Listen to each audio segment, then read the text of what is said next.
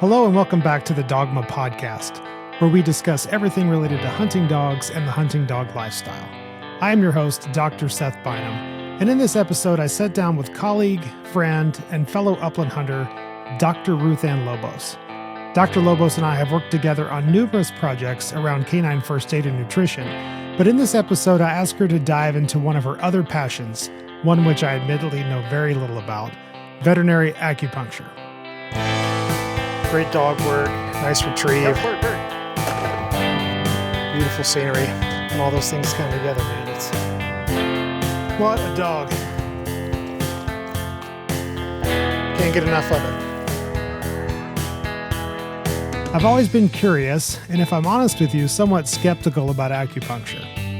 In practice, I've usually reserved making a recommendation for a client when nothing else seems to work, I was out of ideas for how to manage a case, or when a particular case didn't fall neatly into one of the scripted boxes we're trained as veterinarians to solve. Nonetheless, I have seen firsthand cases where this holistic type of medicine appeared to work in ways where my own medical training could not. Dr. Lobos is obviously a believer in this ancient discipline as a way to manage pain and anxiety. We'll discuss how it's believed to work from traditional Chinese and Western medicine perspectives. We'll also address some of the myths and criticism of skeptics while looking at what research has been able to prove about the efficacy of acupuncture. Enjoy our conversation. All right, you ready? Let's do it. Okay, Dr. RuthAnn Lobos, welcome to the Dogma Podcast. Hey, Dr. Bynum. Nice to see you again. We are usually on the same side of the camera or the microphone, so this is a little odd, but we're not going to talk about nutrition today. We're not going to talk about all the first aid or any of the other things that we're sort of partnered up in the past to discuss. We're going to talk about acupuncture. So in your title, after DVM, are a couple acronyms that I've always found pretty fascinating. So tell us a little bit about your credentialing, what those acronyms mean, and then let's dive into talking about veterinary acupuncture.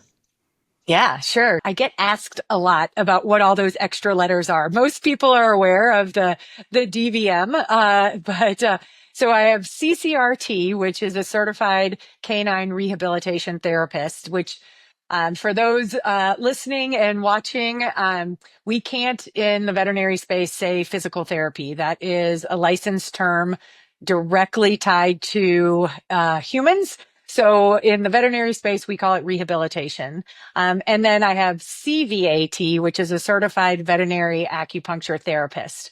And so both of those certifications I got through the Canine Rehabilitation Institute. It used to not have a permanent home, and we would have our trainings at different specialty hospitals, both here in Colorado, and then there was one down in Florida. It has subsequently, in the last, I can't remember, it's about a year and a half ago, time is a vacuum, it seems like now. It was actually purchased by a former student and now actually has a brick and mortar location in Springfield, Missouri. I'm going to assume that a lot of people listening to this are probably acupuncture curious. They have an idea generally what it's about. Maybe they've even had it done to themselves for some medical reason, but they're considering doing it for their dog. So I want to start really small if we can, and then build from there. So tell us, what is veterinary acupuncture and how is it used in medicine? Yeah, so veterinary acupuncture is really not too dissimilar from human acupuncture. That's where it got its roots. I would say the most probably common application that even I do is for pain relief. And I think that's kind of the first thought when people think of veterinary acupuncture. And it's using, just like it is in people, we're using very tiny needles that are put in at specific locations for whatever condition that we are hoping to support. So like I mentioned, pain can be is probably the most common, and that's the one we have the greatest breadth of research to support its effectiveness in. But there's a whole host of reasons why folks can implement veterinary acupuncture on their pets. And it is everything from pain to immune function to wound healing to behavioral support and anxiety relief and things like that.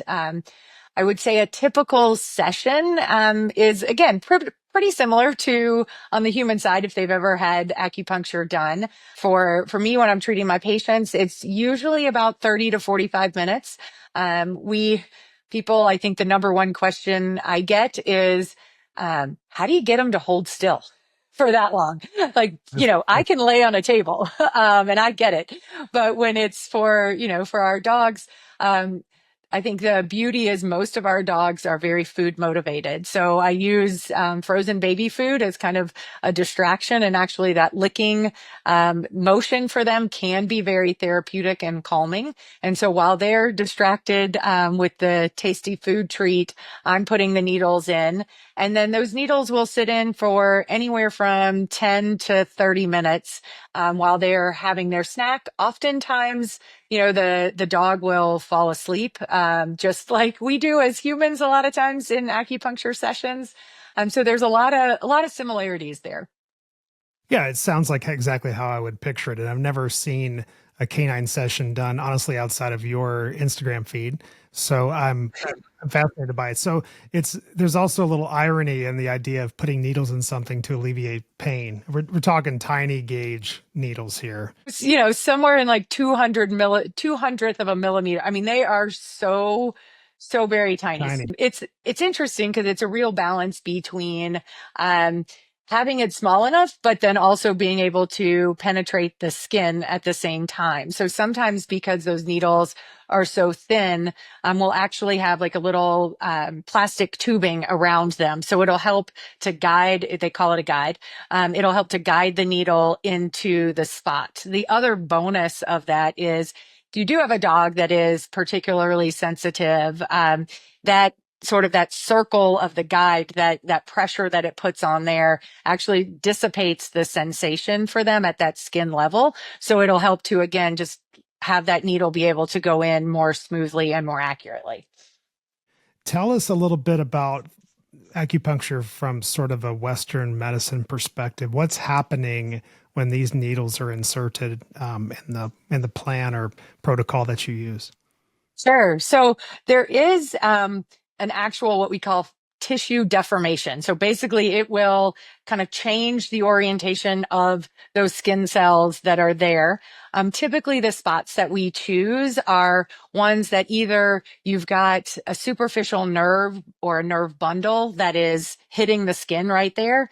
And what that does is it will actually send neurotransmitters or kind of those little messages that fly along our nerves to the body, and it will go not only at that superficial level, but then it actually can send messages all the way back to the spinal level and then all the way up to the brain as well. And in that process, it'll release things called endorphins. So those good, happy hormones, those pain relieving hormones will get released both locally and then all the way up to the central nervous system as well. It also can, with that tissue deformation, with the insertion of that needle and the change of the way that those fibers and those skin cells are oriented, it can also increase blood flow. So that's another place where kind of people don't often think about, but it's something that I've treated several patients for, is like a hot spot that won't heal, that then turns into like a lit granuloma or this mass because it's been just irritated so much by the tongue and just that inflammation that's there. By putting needles around that spot, it can actually help to increase blood flow. So you bring in you dilate those blood vessels and even those little capillaries that are right around that wound area, and it helps to bring in the blood flow. It also helps to bring in good kind of healing mediators in there as well, to get things going in the right direction. There's also insight into by doing that tissue deformation with the needle itself, that also delays the pain indicators from going up the nerve as well. So it not only helps by releasing the good hormones, but then it makes the pain and that pain process, that pain reception process slower. So that also reduces the pain and increases the comfort. The terms you use there and talking about the neurotransmitters, that makes sense from a scientific basis, but to see how you're aligning these pathways with acupuncture, it's just a different mindset than going to it from the way we've been trained as veterinarians. Right. Yep. So to that end, obviously the places that you're putting these needles are not arbitrary. And so can you tell us now, sort of from the traditional Chinese medicine perspective? I'll use an example because I think that's probably the easiest for people to relate to. So there's, when we think about, on both the traditional Eastern medicine side of things, and then also on the Western or medical acupuncture side of things, we use channels, and there's 13 different ones. I won't list them all here, but for example, there'll be the bladder line, the stomach line, kidney, the pericardial line, things like that, and they are all they run mapped out across the body, and then where those starts and finishes of those lines will correlate with an anatomic point. So, for example, there's one it's one of the kind of big points that's there, and it's called stomach 36. And it's right just to the outside or the lateral side of their tibial tuberosity. So for those who are not veterinarians and don't know anatomy, that's kind of like the pointy part right below the kneecap. And then so just to the kind of outside of that is stomach 36. That also happens to be where the fibular nerve, after it's after it's started back at the spinal cord and goes all the way out, that's also where that actually hits the skin. If you trace it from stomach 36 all the way back up the leg and to the spinal cord, that's where it sort of exits the body. So that is a big point in the fact that it can help with GI function. It also, because of kind of the space around it as well, and some of the other nerves that also exit the body in that same sort of space, helps with immune system function, both to help to either upregulate if you need your immune system to kind of get going, or downregulate it if it is overreactive in like an autoimmune sort of disease that they may have. And so that what I find fascinating is they have all these big points that are around, usually the distal limbs of the body. And if we go back to Chinese medicine, so 5,000 years ago, when when we have kind of that first evidence of acupuncture being used on the human side, it was against tradition or against cultural practice for there to be any body part exposed except below the elbow and below the knee. So a lot of these big points that were brought over from the Chinese side are below the elbow and below the knee on both humans here today, as well as our cats and dogs and horses and all of that. But where they learned their anatomy was actually through war. So if a person was injured, wounded, and killed in battle, that's when it was culturally okay for them to then do, a dissection and kind of figure this out. But they sure did not have the technology like we do today, to really be able to trace, those nerves and all of that, fine information that we get from MRIs and CTs and all of those ultrasounds like we have today. So it's one of those things where these channels that still exist today, go back those 5,000 years. And when you think about that, you also then, it's that credibility that comes with it. That was one of the things that attracted me to really try to learn more about acupuncture was, there's people who think, oh, it's kind of woo-woo-y. And, you know, the Eastern side does talk a lot about that chi and that energy flow in these patterns as it goes across the various organs. And that may sound, you know, very woo-woo to a lot of people, but then when you also look back and you're like, this has existed in the world for, you know, thousands of years, that it's kind of one of those things where if it really was woo-woo and had no backing to it, I think it would have probably, you know, gone the way of the dodo bird. But, you know, they had that insight, and it has continued today. And the way on the Western side that we kind of take it is it's more anatomically appropriate versus energy flow.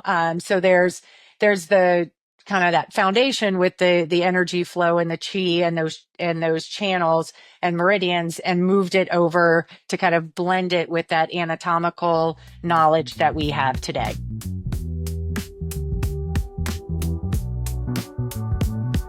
Hang with us. We'll be right back. Pro Plan is always advancing with game-changing formulas that promote mental sharpness and support urinary health, that maintain healthy joints and help extend lives. Made by experts and trusted by vets. Pro Plan, advanced nutrition, supplements, and veterinary diets.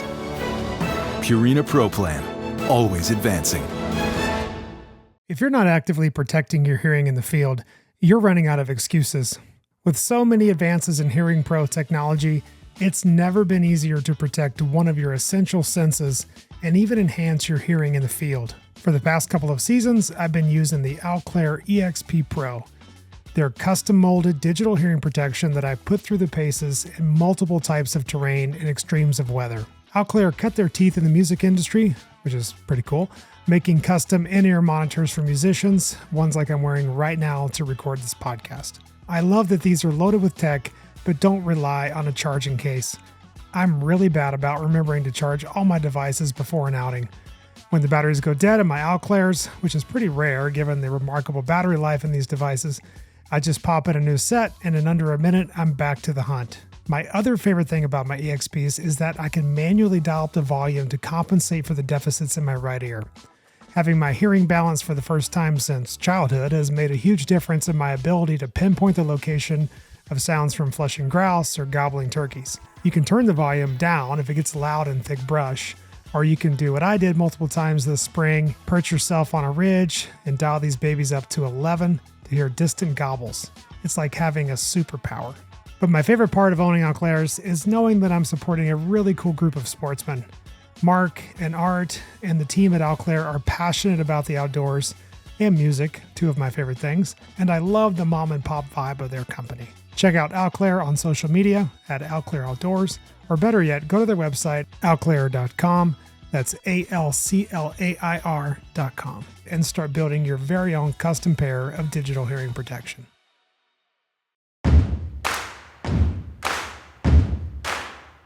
We built this dog bed for ourselves first, but also for everybody.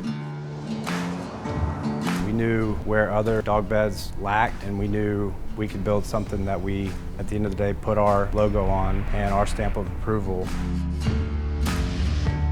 Every little feature is important. It's wild how non-slip this base is. A Chevy, who's a maniac, will jump on it and the bed will not move. It looks like it's taped to the ground. We made this dog bed that you don't have to take it apart to clean it as much, but when you do, it's an easier process. You're not going to break some zipper in the middle of it or get frustrated trying to put it back together. The material being water resistant, easy to clean, easy to spot clean, and just the comfort. I mean, I don't know how to explain it, but it seems that most dogs prefer our bed over the others.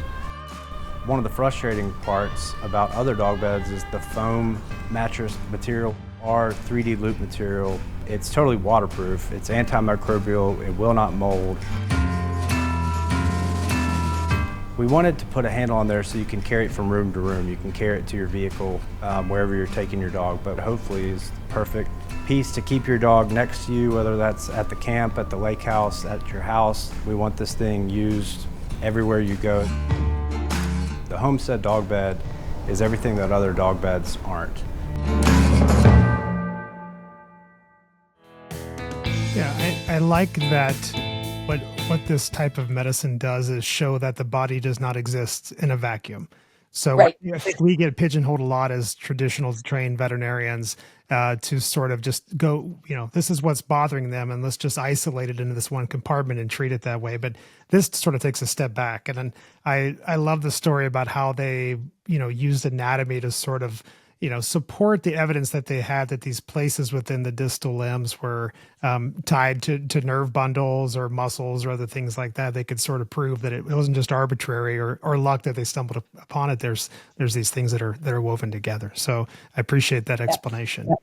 You talked about immune function and obviously about pain. Is there other types of ailments or diseases or whole body wellness situations in which you find your patients, including your sporting dog patients, using acupuncture? Yeah. So it's not a sporting dog. He's technically in the non-sporting, but he was my own. So I'll use him as an example. So we had, his name was Riggs. He was a little French bulldog. He was also, my gateway dog into, better understanding behavior and behavioral medicine. And I have a real deep appreciation for those who specialize in behavioral medicine for our cats and dogs. Cause he was a reactive dog. That's how he wound up in our life. We liked to call him our hot mess. But yeah, all that to say, he had ingested something. To this day, I just did a post about this on Instagram, but to this day, we don't know what it was. When they pulled it out of his stomach, it was this kind of like golf ball size black rubber thing that I have no idea where it came from or how long it had been in his stomach, but it got stuck in his intestines. And he was projectile vomiting for about a half a day, maybe 3/4 of a day before I was like, okay, this is serious. We took him in, found that, he had that blockage. They had a little bit of trouble, removing it, which again makes me think it had been sort of in his intestines or in his stomach for a while before it really started to cause a problem. And so then after surgery, because I think it was a combination of both. He was super reactive. And so, his stress and anxiety level there in the specialty hospital, in the ICU, his nerves were running high. Along with the fact then he started to have some electrolyte abnormalities, that caused ileus, which basically means, his intestines stopped moving along and was just dead. And so he wasn't eating. He also wasn't pooping. There was nothing really that was going on.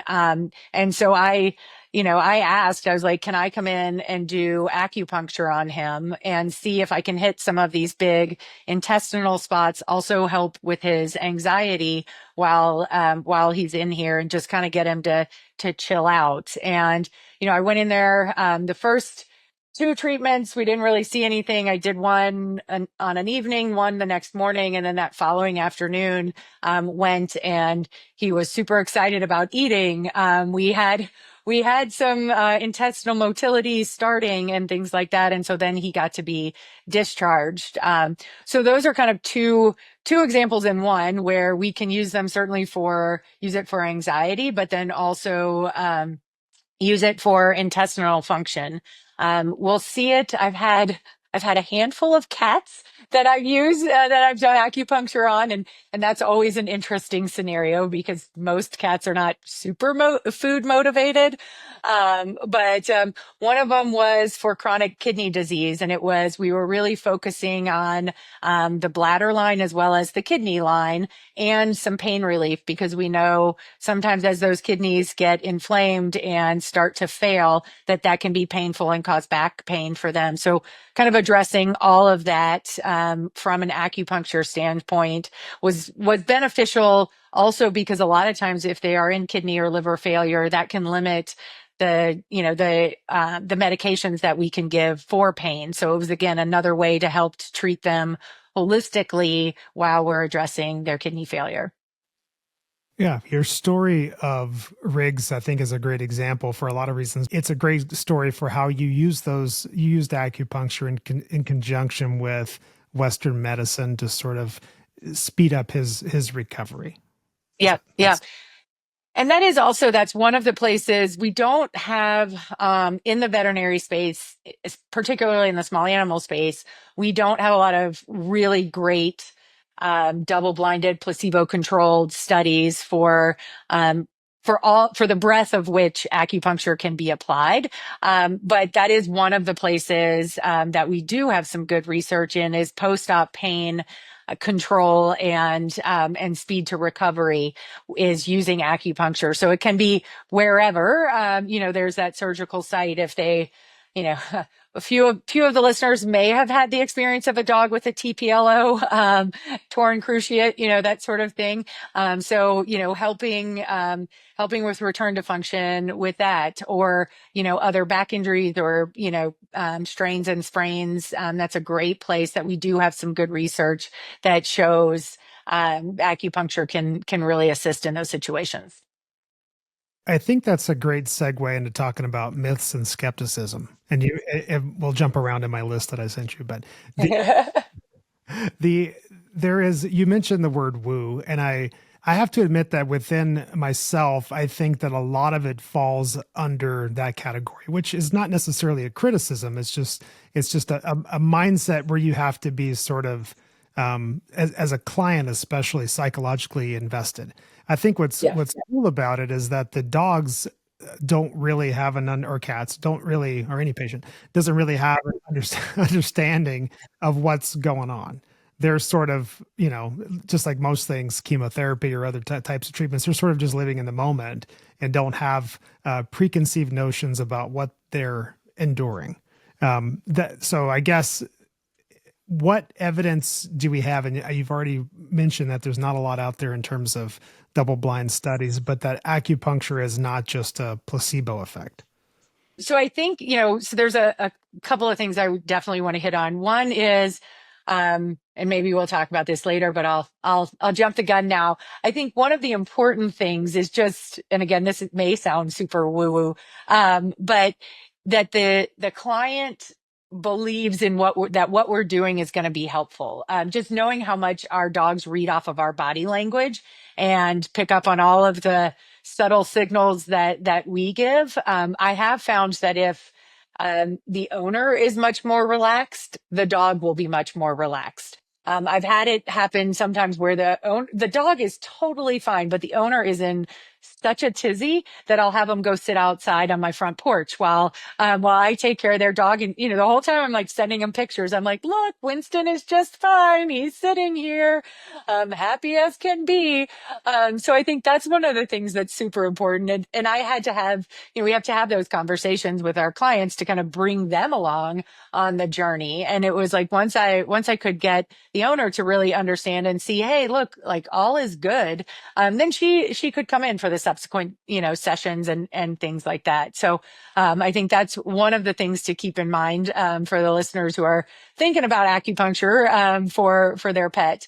But then going back to the evidence side of things. So if we look, actually it was in 1997, the NIH, put together an official consensus study really saying, that acupuncture is a legitimate, modality to be used for pain relief. And that was on the human side. And then it was actually confirmed using functional MRI, and they could put a needle in where there would be, as if they were being, treating that particular patient for pain, and they could see, the physiologic changes that were happening on that MRI. So we have, we've got that scientific data, on the human side, and there is a whole lot that translates, onto the veterinary side. I would say I get asked all the time while I'm doing acupuncture on the dog, if I can do acupuncture on the human. And I'm like, not licensed to do that, but the points are pretty much the same. Like probably 98% of the points on humans correlate to that on a dog. So there's some that we can certainly extrapolate. And then there are some good studies looking at pain relief in when there was hip replacement that was done. And then there was also one where it was coupled with manual therapy, so massage and that sort of thing, and looking at acupuncture and massage and a decrease in the measurable pain score, more so than just medicinal pain relief, by itself. So we've got a body of evidence, and I would say as it's growing more and more in popularity in the veterinary space, that body of evidence is also growing. There's going to be that lag time. Right. You made a couple of points I liked. One, I'm glad that wanting to boot the client out of the room when they're affecting the demeanor of the patient is not unique to acupuncture. So right. I don't have a front porch at the clinic to tell people to go sit there and let me do my job. But I know that a lot of times during the COVID shutdown, a lot of states were really happy when the clients weren't involved in the room necessarily, because it really allowed us to not have their energy feed into their animals' energy in this process.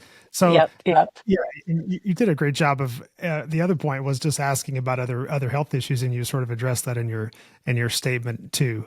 But there has to be sort of a mindset of openness to the fact that this is not necessarily the cure, but part of the overall treatment in a disease you're trying to manage.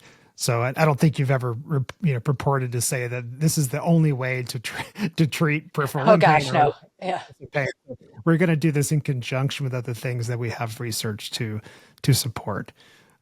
Yeah, absolutely. And I think also, like, as if we are, I think there's probably a lot of your listeners, who have those active dogs and that are running. And then you get to a point, I look at Finn, my yellow lab, he's 10 and a half. And I'm like, okay, I have to take into consideration, his body and the lifespan and his health span and all of that. And as we start to look for different modalities that can help to keep our dogs moving and then the longer they live, the more likelihood there's going to be some other disease or something that's going to come on top. And I think this is a really great, minimally invasive way to complement all the other things that we have in our arsenal in the veterinary space. Stay with us.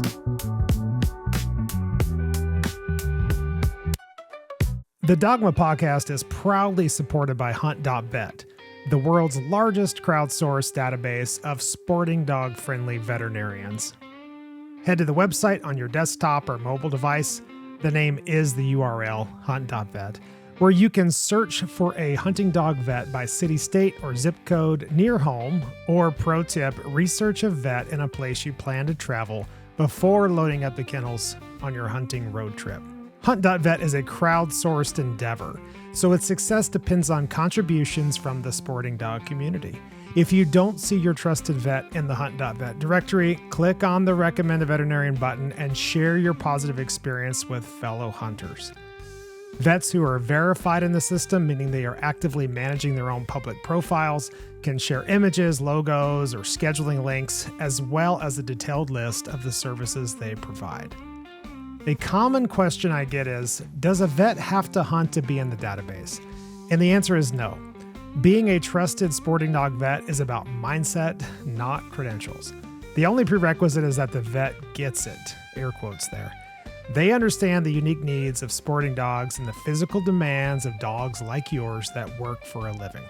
Coming really soon will be our Chat with a Vet program, where sporting dog enthusiasts like you can be connected directly with an accredited vet in our directory. This advice-only platform can help you triage an issue or shed light on some of those "does this need to go to the vet?" questions. It's also a great place to seek answers from a vet that's a fellow sporting dog enthusiast in situations where you feel your regular veterinarian lacks the hunting experience to answer. I'm excited and relieved to finally have a trusted place to direct all the DM questions I receive in social media that I'm just too swamped to answer. Check out Hunt.Vet and help us grow this community. I have here that it says the question is the myth is that only certain dogs or certain breeds can benefit from acupuncture. What's your response to that? Yeah, I would say I have not seen that. I think there are some dogs, but it's more of an individual um, variability that's there. I'll use one of my patients as an example. His name's Peyton, and he does fly ball and agility, and is into all these dog sports. And with that, he's a terrier mix of some sort. But if you can imagine, that dog is pretty high energy, pretty high drive, high strung, but yet is putting a lot of wear and tear on his body. And his owner was actually one of my OG clients that I met when I was in acupuncture school. And she had an older dog who was a retired agility dog, and that I was seeing. And she was like, Peyton is 4.5. Putting a lot of wear and tear on his body. I'd love to get him started in acupuncture before he actually needs it. And she is a dear, dear person who knows the value. I also look at her and she's like your A+ client. She has a whole care team for her dogs. So she has me as her veterinary acupuncturist. She has a massage therapist, a chiropractor, a sports medicine doctor, and a regular GP veterinarian that all oversee her dogs. And I'm like, I want to come back as your dog in my next life. Um, so all that to say, she understands, kind of the benefit of all of these different aspects of keeping her dog in shape. And so when she brought Peyton to me for that first exam and session, I got 2 needles in him, and she was like, he was crawling up her shoulder and all of this. I was like, she's never going to come back to me. Like, I think I just ruined this client relationship. We thought it was so calm and like the situation was good.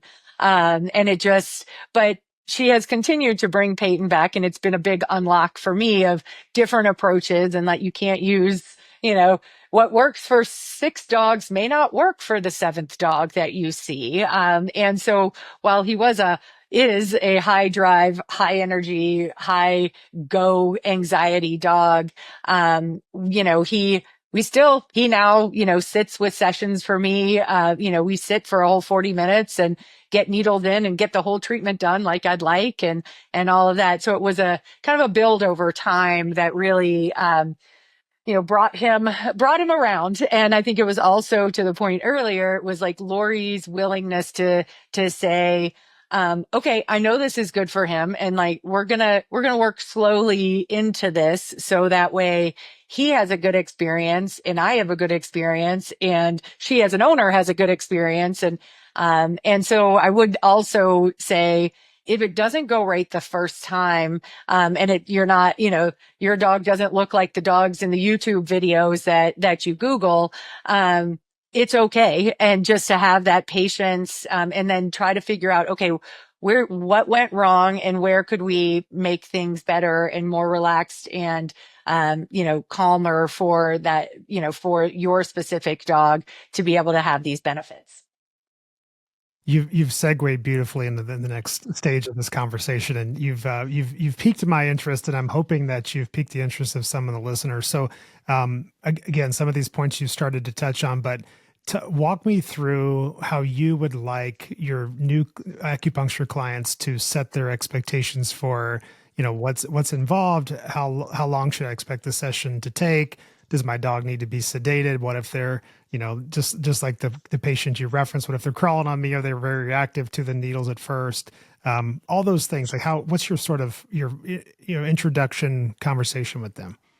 Yeah. Yeah. So usually like that first appointment, probably about an hour and 15 minutes or so is what it is. And it's mostly a lot of talking and a small amount of needles going in, because I want it to be something that is a positive experience for both the dog and the owner. But I also need to know kind of like in-depth information about, what is their activity level? What brought them to seek out acupuncture? Any triggers or fun, that really set the dog off. Like, don't touch their back right foot. Like you'll never get them back after that kind of thing. And then doing a really good, thorough physical exam, because it may be that that the owner sees something in their right front elbow. And I'm like, yeah, I mean, they are limping there, or there is a hot spot on their wrist. And there's that lit granuloma mass that has formed, but we're not really, the reason that they're licking that is because they have neck pain up here, that I found on my physical exam. So there'll be a lot of talking, a lot of physical exam, happening. I may, if they're in for an orthopedic thing, I may have them walk around or run around to see if we can, see what the owner is seeing. I will say, if you're going for acupuncture and you're taking your pet for a reason that they're limping, or maybe they're off, when they're jumping into the water or something like that, having videos is great. Because again, sometimes it's like the car that is making the noise and you drop it off at the mechanic and they're like, we don't hear that noise. It's the same thing, with the dogs. Like, oftentimes they're so amped up, they may not show that subtle limp that they're showing out there in the field. So having those videos, and then, we would typically, it would be a really short session that first time of just how are they accepting of the needles? I do have some dogs that don't like a sweet baby food. They only like a savory baby food. So, I'm like, I can't put anything banana. They're not interested in that. But if it's turkey and rice, then they're all game. So it's kind of I like to say it's kind of like a first date. And then, I usually, people are always like, well, how often do I need to come? And blah, blah, blah. I usually like to set up at least, once a week for 3 consecutive weeks. And so that, because there's oftentimes an immediate effect of the acupuncture, that we'll see. And they may get really calm and quiet and all, and that sort of thing. But then there also can be a delayed effect. So we can see effects of acupuncture up to about 48 hours later. So I also tell clients, we may see something immediate. It also may be tomorrow afternoon that you're like, oh my gosh, he's really feeling better. And then it'll, kind of have a waning effect. And so by having those 3 sessions a week apart, that'll give me, especially if we're treating a chronic condition, that will give me an idea. Are we trending in the right direction? And then you can kind of space it out depending on the dog's needs, your schedule, things like that. But I would say, on average, if I'm treating, a patient for kind of a chronic pain, or just I'm going to keep in shape because it's fly ball season, usually it's every 3 to 4 weeks that I see them. And that appointment is usually somewhere in the neighborhood of about 30 to 45 minutes. So now you really have me interested, because I can picture it in my head how this is going to go, and I have a lot of patients I want to send your way. I can't send them to Colorado, obviously. What advice do you have for people as they're starting to begin to search for a veterinary acupuncturist to visit? Sure. So, you can certainly check with your, the veterinarian that you go to, that you take your pets to. Oftentimes they may either have someone in-house that you just didn't realize, or they may have folks that they have personally had experience with. If you are in an area and your veterinarian has, no personal reference, there is the American Academy of Veterinary Acupuncturists that has a listserv on there. There's also at the caninerehabinstitute.com, you can put in your area, and it will list both the rehab therapists that are there and also the veterinary acupuncture therapists that are in your area, or however far you make your radius. Dr. Lobos, how can people learn more about you and see what you're up to online? Yeah, so come visit my Instagram channel at PetVetRuthAnn. Thank you so much for your time today. It's been fascinating and hopefully eye-opening and ear-opening for a lot of people. Yeah, thanks for having me. It's good to chat with you. Thanks again for tuning into the Dogma Podcast. If you learned something from this episode, please subscribe to the show, and share with your friends and hunting buddies.